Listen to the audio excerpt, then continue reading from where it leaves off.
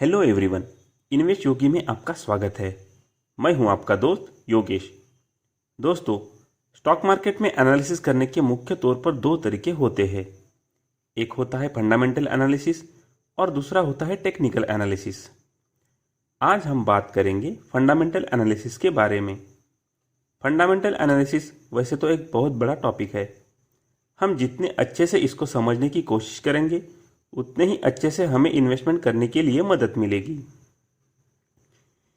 किसी भी बिजनेस को समझने के लिए फंडामेंटल एनालिसिस का इस्तेमाल किया जाता है।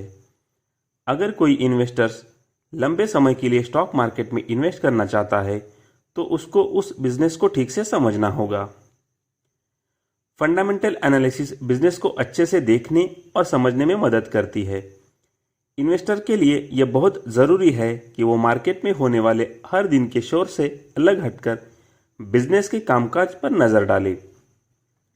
फंडामेंटल तौर पर मजबूत कंपनियों के शेयर्स की कीमत समय के साथ बढ़ती है और इन्वेस्टर्स को अच्छे रिटर्न भी मिलते हैं।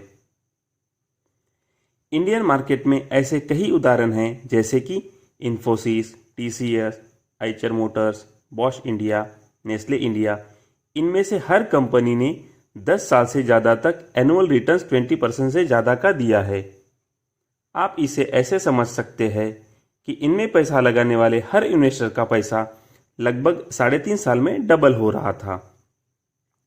इस उदाहरण से आप ये तो समझ गए होंगे कि फंडामेंटल तौर पर मजबूत कंपनियों में इन्वेस्ट करके अच्छा रिटर्न कमाया जा सकता है। फंडामेंटल एनालिसिस करने के लिए आपको कुछ चीज़ें जानना बहुत ज़रूरी होती है, जैसे कि कंपनी का एनुअल रिपोर्ट। फंडामेंटल एनालिसिस के लिए आपको जो भी जानकारी चाहिए वह कंपनी के एनुअल रिपोर्ट यानी वार्षिक रिपोर्ट में होती है। आप इसे कंपनी के वेबसाइट से डाउनलोड कर सकते हैं। इंडस्ट्री से जुड़ा हुआ डेटा। यह जानने के लिए कि कंपनी कैसा काम कर रही है, आपको इंडस्ट्री से जुड़ा हुआ डेटा भी चाहिए। यह डेटा भी मुफ्त में उपलब्ध होता है।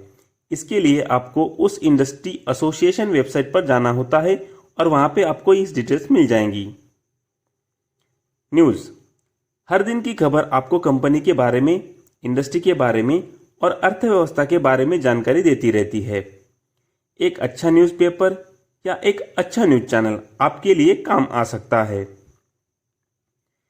इन टूल्स की मदद से आप फंडामेंटल एनालिसिस कर सकते हैं और यह किसी भी दूसरे फंडामेंटल एनालिसिस के मुकाबले कम नहीं होगा। बड़ी बड़ी कंपनियों के रिसर्च डिपार्टमेंट में भी ऐसा ही काम होता है और उनकी भी कोशिश होती है कि उनकी रिसर्च सीधी, सरल और तर्कसंगत हो। फंडामेंटल एनालिसिस का इस्तेमाल लंबे समय तक इन्वेस्ट करने के लिए किया जाता है। अच्छे फंडामेंटल वाली कंपनी में किया गया इन्वेस्टमेंट आपको अच्छे रिटर्न दे सकते हैं।